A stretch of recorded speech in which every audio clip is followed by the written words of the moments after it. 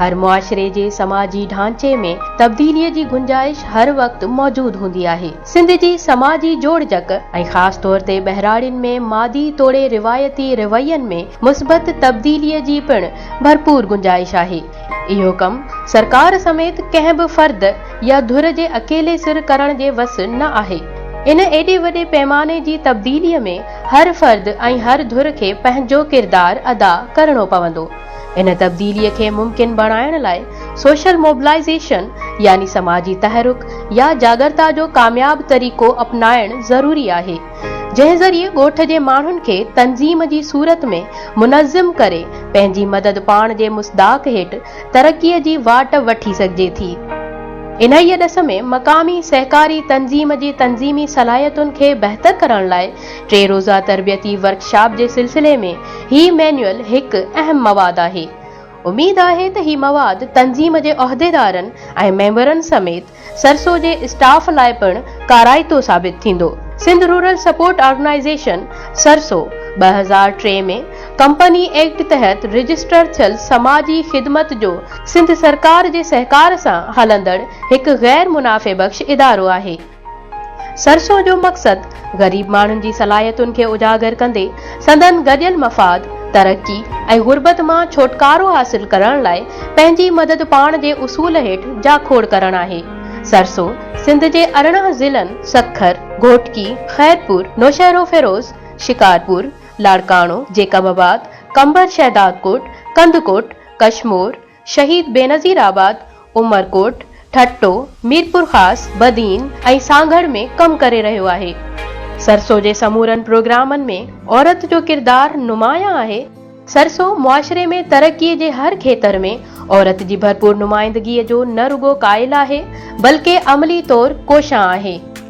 उन जो सबूत इहो आहे त सरसो जे गुरबत घटाइण जे मुख्य प्रोग्राम जो बुनियादी नुक़्तो ॻोठाणी सतह ते औरतुनि जी तंज़ीम जोड़ण आहे।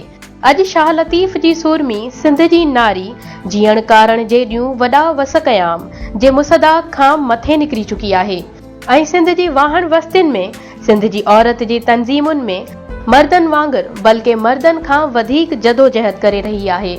PPRP यानी अवाम जी गुरबत घटाइण जो प्रोग्राम सिंध हुकूमत जे सहकार सां सरसो पारां सिंध जे 6 ज़िलनि में हलंदड़ समाजी भलाईअ जे प्रोग्राम तहत शुरू कयो वियो आहे। ही प्रोग्राम सिंध हुकूमत पारां साॻे तर्ज़ जो UCB PRP जी तौसी आहे, जेको उत्तर सिंध जे 3 ज़िलनि शिकारपुर, जेकबाबाद ऐं कंदकोट, कशमोर में कामयाबीअ सां सरसो पारां मुकमल कयो वियो। PPRP सिंध जे 6 ज़िलनि खैरपुर, सांगड़, बदीन, ठट्टो, उमरकोट ऐं मीरपुर ख़ास जे बहराड़ियुनि में पंहिंजी मदद पाण जे उसूल हेठि समाजी तहरुक जे तरीक़े सां हलंदड़ हिन प्रोग्राम जो मक़सद गुरबत घटाइण आहे। हिन प्रोग्राम जा मुख्य अंसर ही आहिनि: income generating grants IGG, community investment fund CIF, enterprise development ED, vocational training programme VTP, low cost housing scheme LCHS, घटि रक़म वारे घरनि जी स्कीम। सिंध हुकूमत जे सहकार सां सरसो पारां शुरू कयल PPRP यानी अवाम जी गुरबत घटाइण जे प्रोग्राम में घटि रक़म वारे घरनि जी स्कीम इंतहाई अहम आहे। इन स्कीम में ॻोठाणी तंज़ीमुनि जी मदद सां हिकु सर्वे कई वई आहे।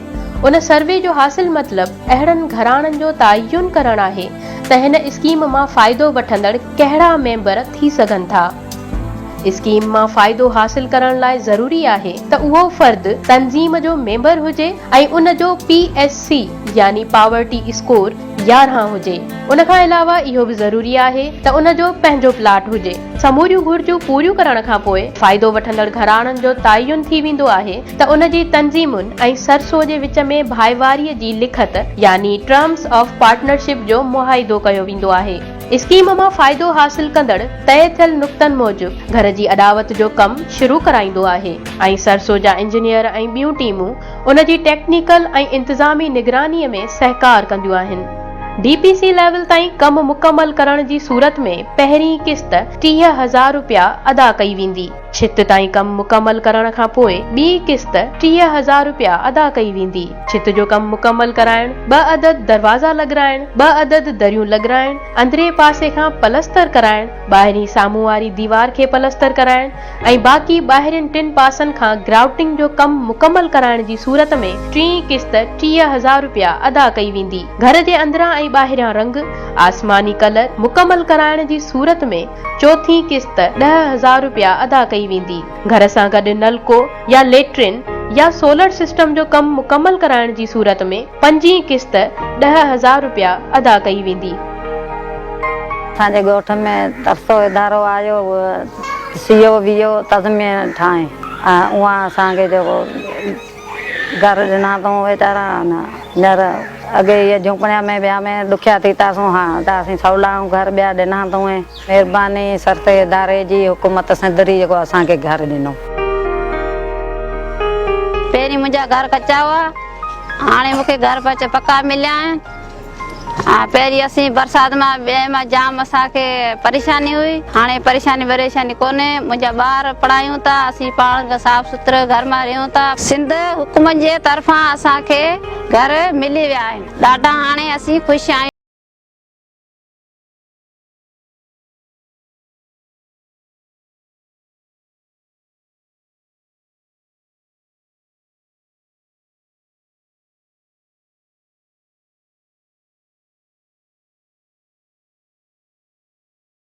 जेका इमदादी रकम 1,10,000 रुपया SRSO ज़रिए गवर्नमेंट ऑफ सिंध GOS खां मंजूर थी आहे, सा मंसूबे जी तामीर लाइ फ़ाइदो वठंदड़ खे हिकु गॾियल इमदाद आहे।